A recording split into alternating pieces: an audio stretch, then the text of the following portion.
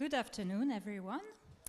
My name is Pauline de Neubourg. I'm a youth empowerment specialist at the United Nations Development Programme, and I have the pleasure to moderate this session here at the Solution Studio at the World Social Summit. We are actually on the third and last day of the second World Social Summit. And in the last few days, we had the opportunity to interact and engage with global leaders, private sector, civil society actors, young change makers, and everybody was here to share one same purpose: shape a future grounded in social justice, meaningful employment, dignity for all, and inclusive economic growth. Now we will discuss youth empowerment initiatives during this session. We live in a world where young people represent half of the global population.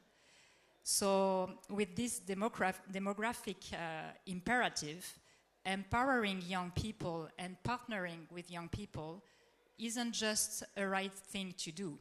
It's actually a structural and necessary need for building inclusive and resilient societies that we all desire.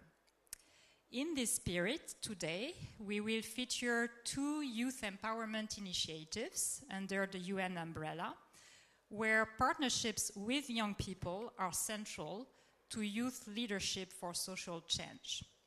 The first initiative we will talk about is called Generation 17, launched in 2020 as part of a partnership between Samsung and the United Nations Development Programme. Generation 17 builds on the Samsung Global Goals app created in 2019 to raise awareness of the global goals and encourage direct public engagement. Generation 17 today supports inspiring young leaders coming from different backgrounds and different countries who are advancing sustainable solutions in their communities. And we will be honored to hear from José Francisco Ochoa from Ecuador, who is here with us today, and he will share his work and experience. The second youth initiative that we will discuss today is the International Forum We the Youth, or IFWE, another major youth-driven initiative that we will introduce. IFWE is a global youth-led platform that places young people in the driver's seat of policy co-creation. IFWE is designed from the bottom up, where young people themselves define their own priorities and co-develop solutions. The forum is co-organized by the United Nations Research Institute for Social Development, MBC, Onpyeong District Office, and with the support of the government of Korea. And we will hear from Yu Chen, Daniel Yoon, and Gila Margot Ramos, and they will walk us through this wonderful initiative today. But first, let me begin the discussion with you, José, Generation 17 young leader. So, José, as a marine biologist and ocean activist, and one of the newest Generation 17 young leaders with UNDP and Samsung, can you please give us a 1-minute overview of your work in ocean education and the impact that you are striving to create? Over to you. Thank you, Pauline, for your presentation. Well, good afternoon, everyone. My name is José Francisco Ochoa. I'm from Ecuador. I'm a biologist, educator, and social entrepreneur. And my initiative is called Academia del Océano, and it's a social initiative. And our mission is to democratize access to marine education. And we do in-person programs in a community called San Jacinto in the northwest part of Ecuador. First of all, to allow our target group, university students and young professionals, to experience ocean conservation, like sea turtle releases, mangrove restoration, marine biology courses, or SDG 14 experiences. Also, we do, with the power of technology, online programs like micro courses, webinars, and we share educational resources. Because we want to engage our community and our students across Latin America and the world. And we want to have an impact because we want to be a leading platform in Latin America and across the world. And also we want to create and we want to develop a research hub in the coast, so that a lot of people could go to volunteer, to research, and also to, like I said, to experience ocean conservation in first hand, and also to be a leading platform in ocean conservation in my country and the world. That's it. Thank you, Jose, for this introduction. I actually have a second question for you. As the World Social Summit highlighted pathways for decent work, economic inclusion, and meaningful youth participation, can you tell us how your work on ocean and your experience as a Generation 17 young leader is helping create opportunities for people in your community to learn future-ready skills, access economic opportunities, and contribute to sustainable development? Yes. We train in academia, like I said, we train people in ocean conservation. And something important that I would like to say that 2 weeks ago, we did something wonderful, like sea turtle releases. And it's something that I think everybody needs to experience at least once in a lifetime, like to see this species to get out of the sun and walking towards the ocean is something wonderful. But it's a reminder that nature is also very vulnerable, because maybe in 20 or 30 years this type of events could disappear. And when I was preparing this answer, I was searching for the word in English, because I did most of my stuff in Spanish. And in my course, in my class, I do SDG 14 class about in the community. And one of my students sent me an idea about a problem that we have right now, that is fisherman ghost nest. That's the word. That is a huge problem right now in the beaches of Ecuador, and it's a huge problem because when our students go out, they see that. And if we talk about the skills that our students need, they saw that in hand in the field. And in my class, I explained that, and it's important because when they see that in action, they have the skills ready for the future, and they could think about plans. And my students sent me this plan to do a plan to recycle this fisherman nest, this goat's nest gear. And I think it's important because we need to think about sustainability in the field, to learn on the ground. And it's a huge problem, like I said, plastic pollution, and they could think about that green skills and in the field. And also, if we talk about Generation 17, they allow me to attend spaces like this, platform like this, to share my journey, my work. And it's important because I could share what I'm doing in my country, and also my project, and share my ambition and what I do with my team during all these years that I have been working. And I also wrote in my notes that to protect biodiversity, we need diversity, diversity of opinions, of colors, of backgrounds, of geography. And I see that in this event. And I think in the past we don't have that much. And I think now we are changing this, this narrative. In more events, I see that there are more youth, more people from all over the world.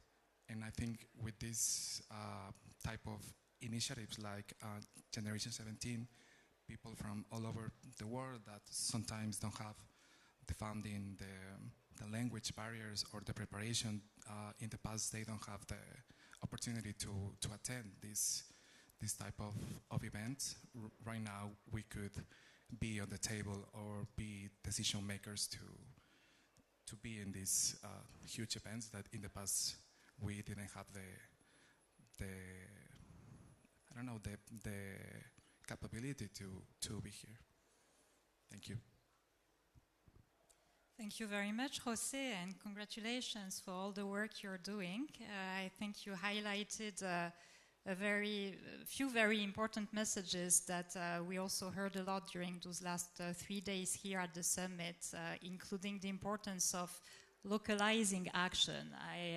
I hear that your work is very much grounded in the communities you are reaching. And I think that's very important to make sure that the actions, interventions that we are doing for sustainable development translate into localized impact at the community level.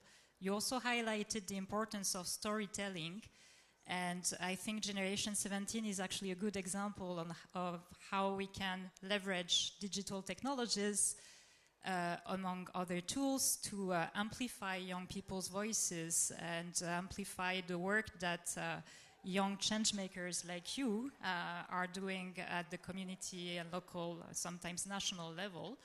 And I think that's one way to create impact. And one last point that I also picked up from your from what you shared is the importance of reaching out to young people in all their diversity.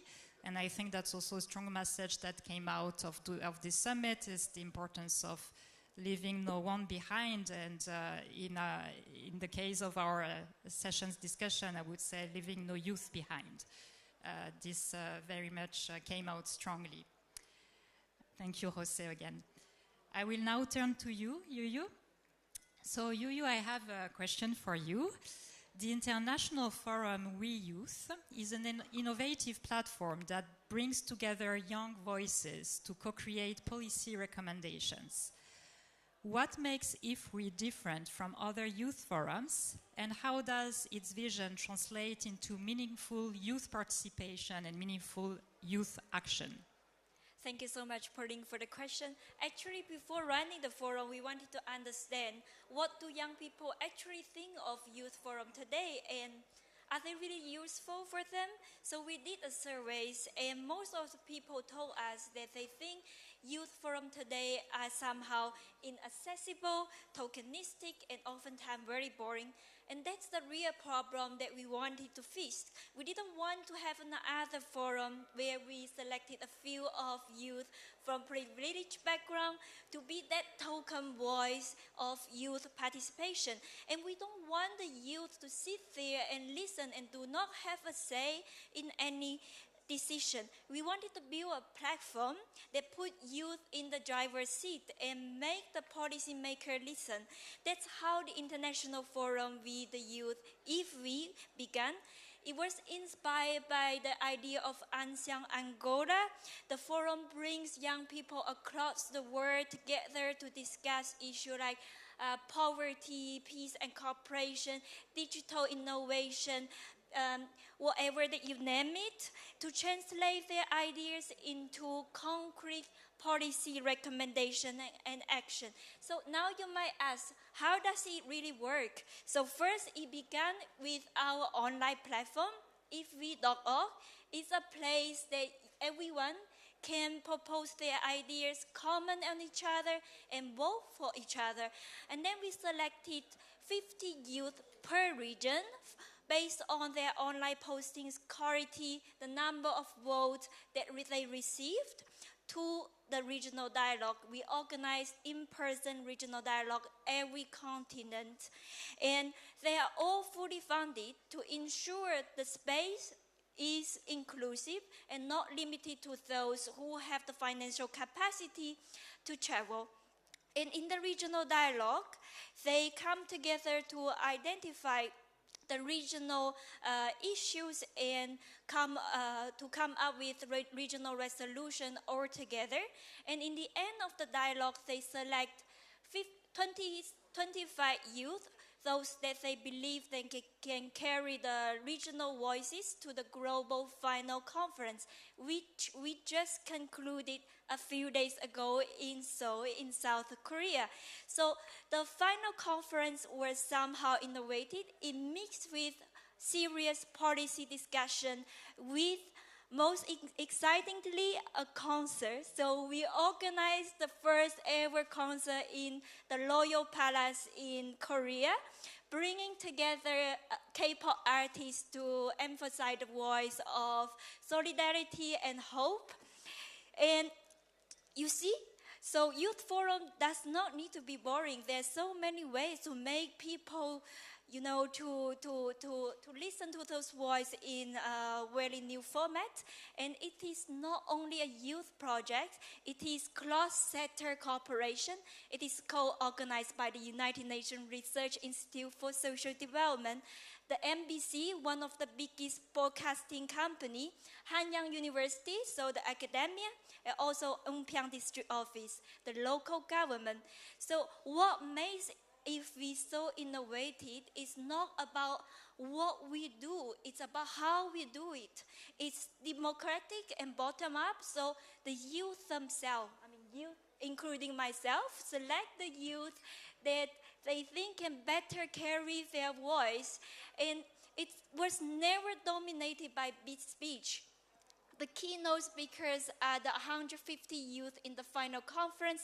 The keynote speakers are the 300 youth in the regional dialogue across all the continents. It is global, but deeply grounded into local reality. It is youth-led, but also cross-sector cooperation. That's what makes IFWI powerful. Thank you so much. Thank you, Yu. Thanks a lot for sharing this wonderful initiative, and thanks a lot also for your passion. We heard that if we adopt this very co-creation approach that we talked about before, so instead of having a tokenistic approach towards young people, it's rather a bottom-up approach where young people, as you said, are in the driving seat and are not only consulted, but I also heard. That's what I took away from what you shared with us, and also on the importance of creating and sustaining inclusive spaces for young people to meaningfully engage. And I also appreciated the fact that you shared that you use different formats to do so, including digital formats and online platforms. So congratulations for this work. I will now turn to you, Daniel. So Daniel, Debate Korea helped shape the methodological backbone of IFWI. How do we ensure that young people from very different backgrounds can still come together, engage in a meaningful discussion, and translate into concrete outcomes for their region? Over to you, Daniel. Thank you for having me. It's really an honor to speak at the Social Summit here. And for us, I'm the founder and Secretary General of Debate Korea. We're an organization that focuses in getting youth voices heard through methods of communication, innovation, and dialogue.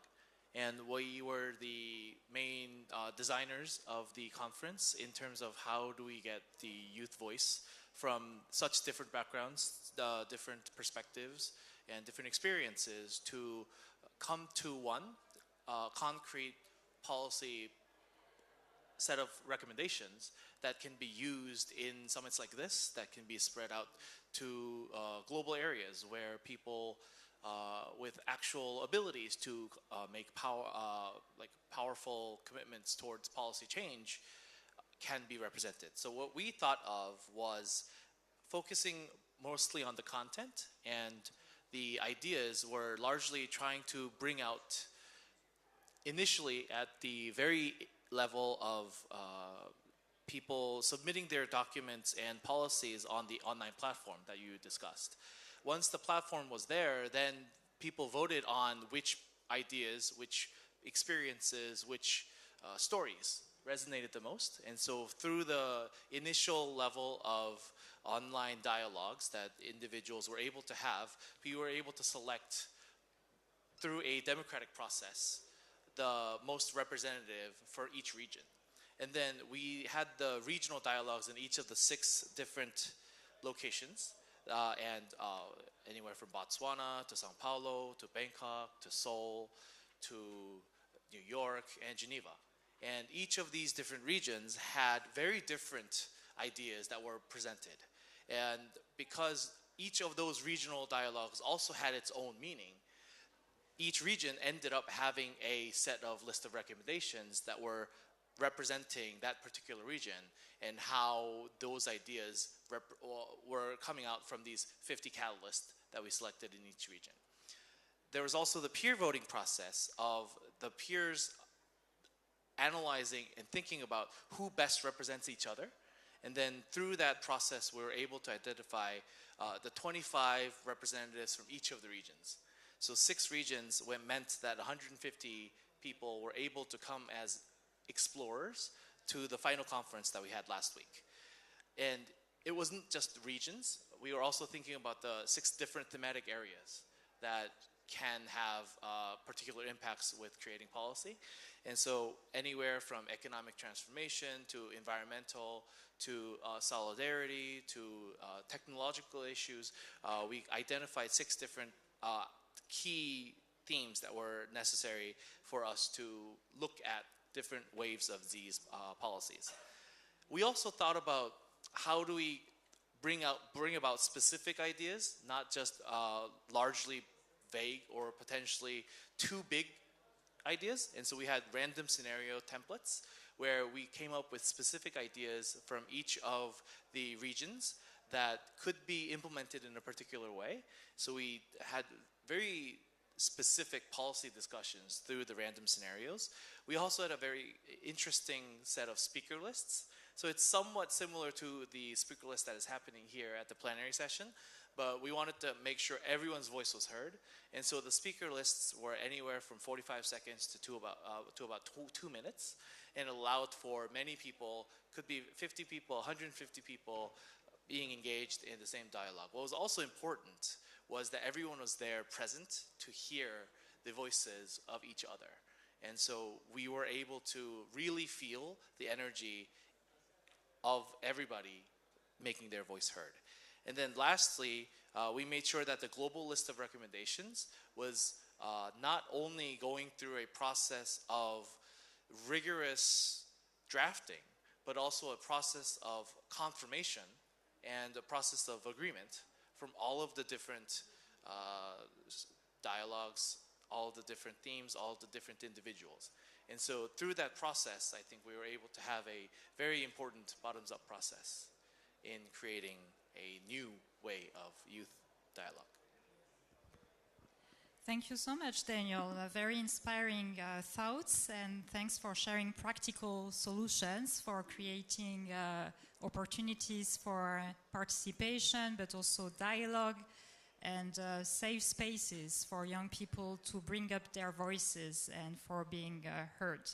And I also heard the importance of creating spaces for peers building and peer spirit across different geographic areas, but also different thematic expertise. So congratulations for that. Last but not least, I will turn to you, Gila. Gila, as one of the representatives at the final global conference, where 141 youth participants from all regional dialogues co-created the global recommendation, could you please share with us your experience in IFWI and the key highlights that emerged from that final outcome? Over to you. Hello. So to quickly introduce myself, my name is Gila. My pronouns are they, she. My profession is a software engineer, but my passion is being a grassroots activist in the belly of the beast in DC, the capital of the US. Being able to summarize a little bit of what the regional dialogue was like was kind of a very chaotic but very hopeful, inspiring experience. I think a lot of what we've been talking about is that IFWE is a new platform for youth to take action, and I really mean with that word action, because normally when we think of conferences or summits, there's a lot of workshops, discussions, but rarely do we start taking action together. When I attended the North American Dialogue in New York City, it's crazy. I have never met the other 49 delegates ever in my life, and we all come from different passions, from different backgrounds, but we were immediately challenged to work together and develop actionable, tangible policy recommendations. And especially for me, since I was focusing on collective action, solidarity, and democracy, one of the most important outcomes that came out of specifically from our identity being North America was making sure that we really focused on accountability mechanisms to be able to really look at how do we tackle issues at their root causes. Because I think especially when we think of social development and social justice, I think it's important that we determine that all justice is social justice. It doesn't matter if you're fighting for technological innovation or environmental sustainability. All of our issues are tied together, and so when we think of the policy recommendations, we really have to focus on those root causes and how do we make amends or how do we make great change. And the same could be said from the international dialogue overall, where again, it's 141 of us who have never met, are just existing in a room together, but we're working tirelessly to make actionable change with one another and really make sure that we're recognizing each other as equals in these conversations. And so I think another takeaway is that we really hope that with what we've worked on, that others who view IFWE, who continue to learn what IFWE is about, that they really see youth as a really big driver for intergenerational collaboration, that they look to us as your next innovators, as your next initiators, and most importantly, your next partners for change, because we're very serious about being able to make those next big steps towards sustainable development and for a sustainable future. And I just wanted to end with our global call to action, which was people, planet, purpose. So thank you very much. Thank you, Gila. I love that. People, planet, purpose. 3 Ps. We will take that away. Thank you so much for sharing your experience and your thoughts. With this, we will wrap up this session. So perhaps let me share again that we heard about 2 amazing youth solutions today. IFWE, which is co-created by the UN Research Institute for Social Development, MBC, Yeonpyeong District Office with the support of the government of Korea. And we also heard from the Generation 17 initiative, which is a partnership between UNDP and Samsung. And I will wrap up this session with perhaps a couple of takeaways. I think what we heard today through those 2 amazing initiatives is the importance of co-creating with young people. And so it's not, I would say that it's not enough to have young people at the table, but we also need to create spaces and use and leverage tools that can really enable them to be heard, but to also contribute to decision making. And I think that's one key message that also came out of this World Social Summit this week. And perhaps another key message to finish this session is the importance of translating policies into concrete action on the ground. And I think that's what we heard through Generation 17 and IFWE, that those solutions are concrete ways to translate those policies, those laws, those strategies into concrete achievements and results on the ground where young people can actively contribute and where we can create impact meaningful for young people. With this, thank you very much to all our wonderful 4 panelists, and thank you to the colleagues from the Solution Studio for hosting us. And I will close this session. Thank you very much.